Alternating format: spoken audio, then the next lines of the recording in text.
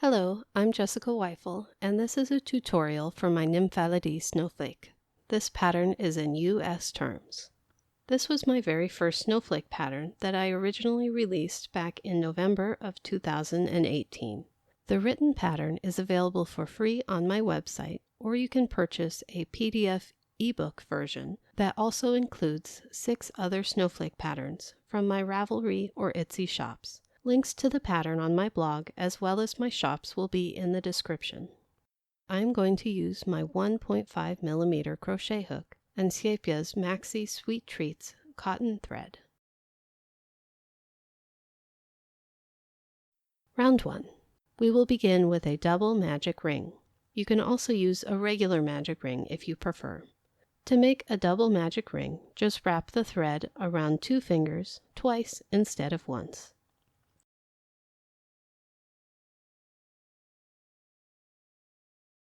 Insert the hook into the magic ring, yarn over, and pull up a loop.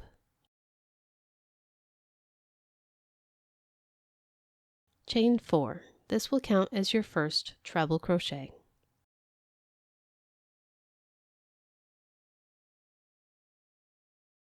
Then make 1 more treble crochet into the ring.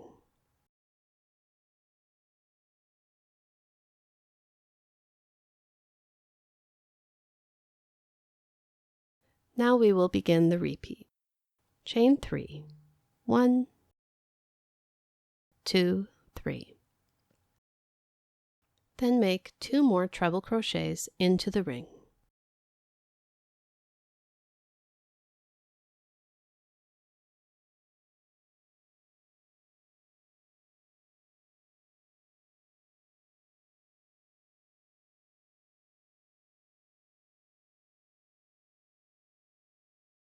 Repeat this 4 more times.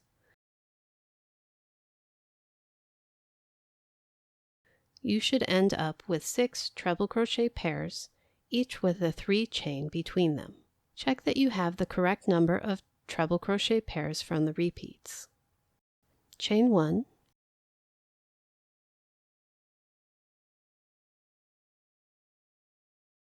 then I'm going to close the magic ring before joining this round. I'm going to pull up a long loop so that I can put down my hook, and then start pulling on the starting tail.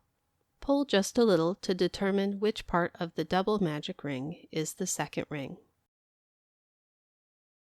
This ring that gets smaller when I pull is the second ring. I'm going to pull this ring to tighten up the first ring.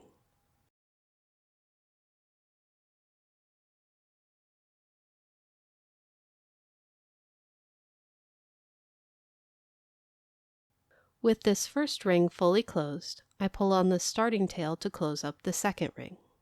This thread is quite strong, so it can be pulled rather hard. I like to make my snowflakes with as little center hole as possible because of my high school science teacher. She used to do a paper snowflake activity in the winter to decorate our classroom, and her rules were that the snowflake had to be 6-sided and they had to have a center because ice crystals have to have something to form on.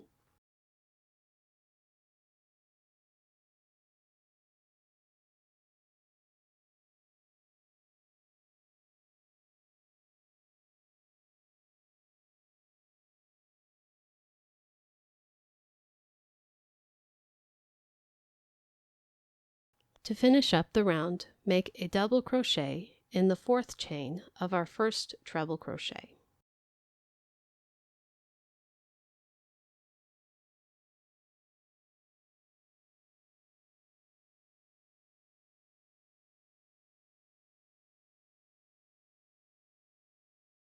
This is going to count as the remainder of our last 3 chain space.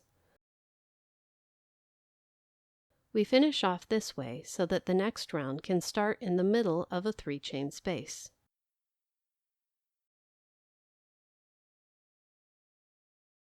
Round 2. Begin by chaining 3. This counts as your first double crochet of the round.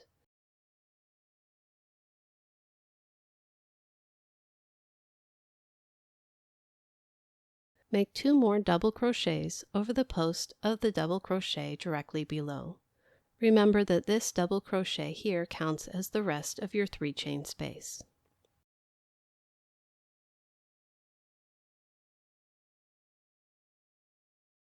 Now we will begin the repeat. In the next 3 chain space, make 3 double crochets, 1, 2, 3, then chain 3, and make 3 more double crochets, 1, 2, 3. Repeat this 4 more times, once in each of the remaining 3 chain spaces.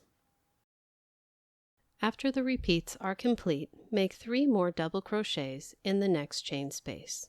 This will be the same space as the beginning of the round.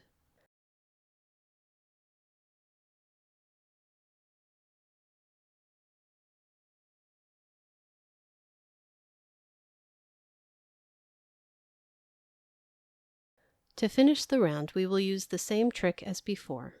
Chain 1,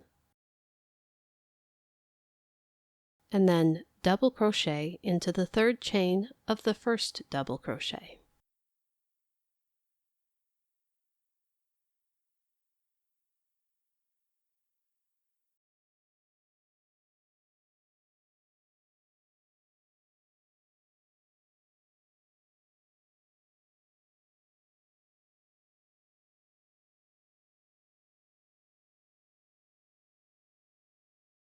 Round 3.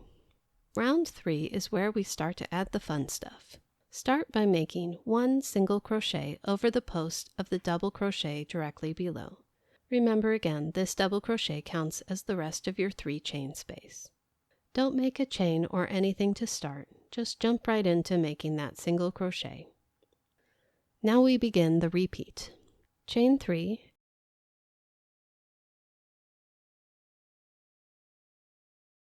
and then make 2 double crochets into the 3rd chain from the hook. I'm going to work into the back bump of the chain.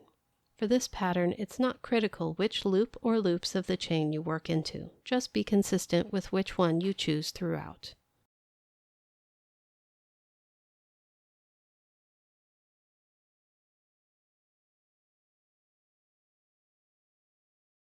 This forms your first double crochet picot. Chain 6,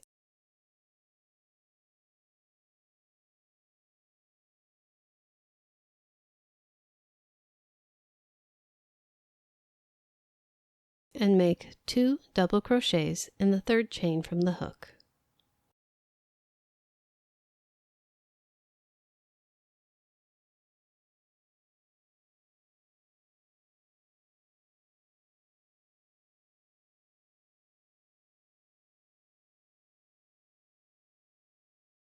Chain 2,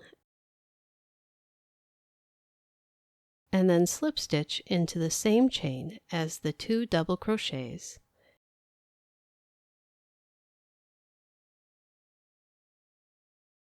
and slip stitch into the next chain as well.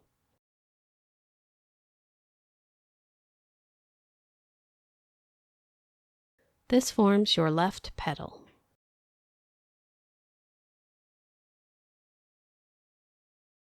Chain 5,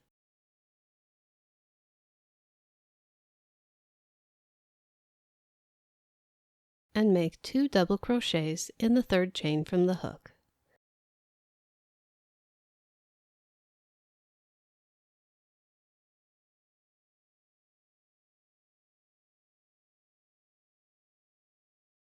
This forms your second double crochet picot. Chain 6,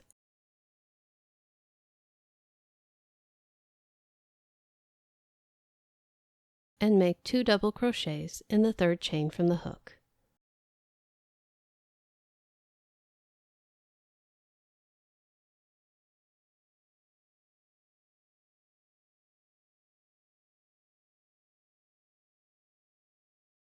This forms your third double crochet peacoat.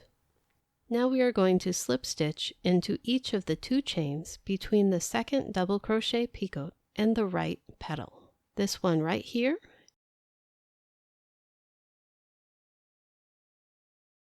and also this chain. This forms one of the points.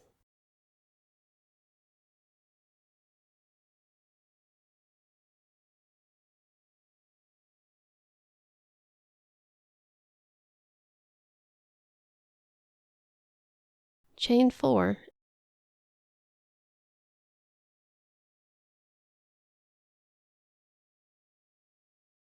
and make 2 double crochets in the 3rd chain from the hook.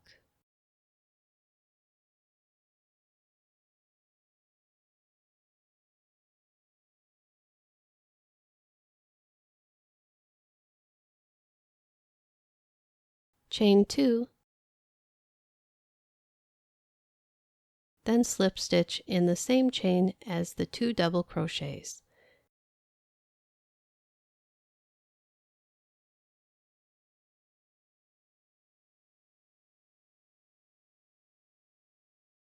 And slip stitch in the next chain as well.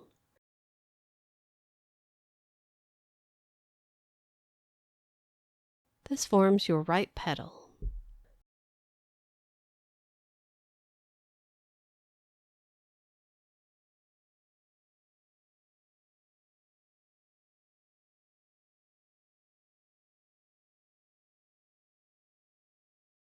Slip stitch into each of the remaining 2 chain between the first double crochet peacoat and the petals.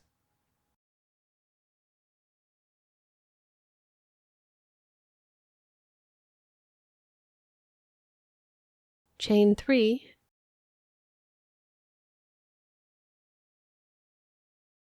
and make 2 double crochets in the 3rd chain from the hook.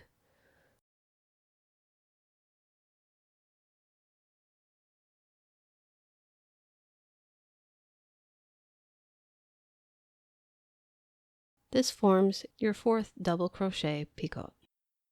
Now we will connect this up. Skip all of these double crochets and make 1 single crochet in the next chain space.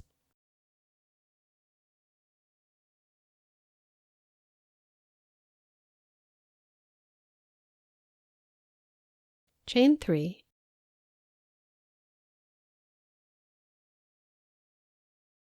and make 1 double crochet in the 3rd chain from the hook.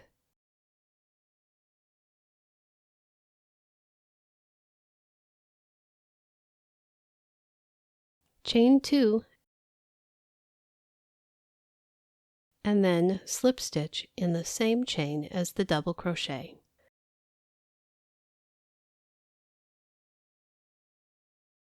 And finish up the repeat with a single crochet in the same chain space.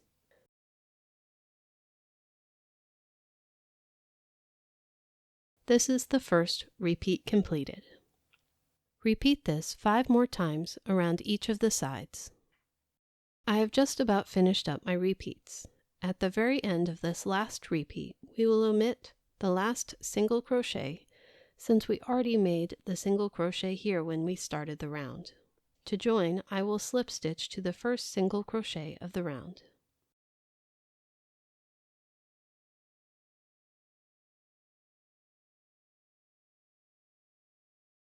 Before fastening off, it's a good idea to check for any major errors, such as missing petals or peacoats. I do have a small error in this one, but I don't think that it's very noticeable, so I'm going to leave it.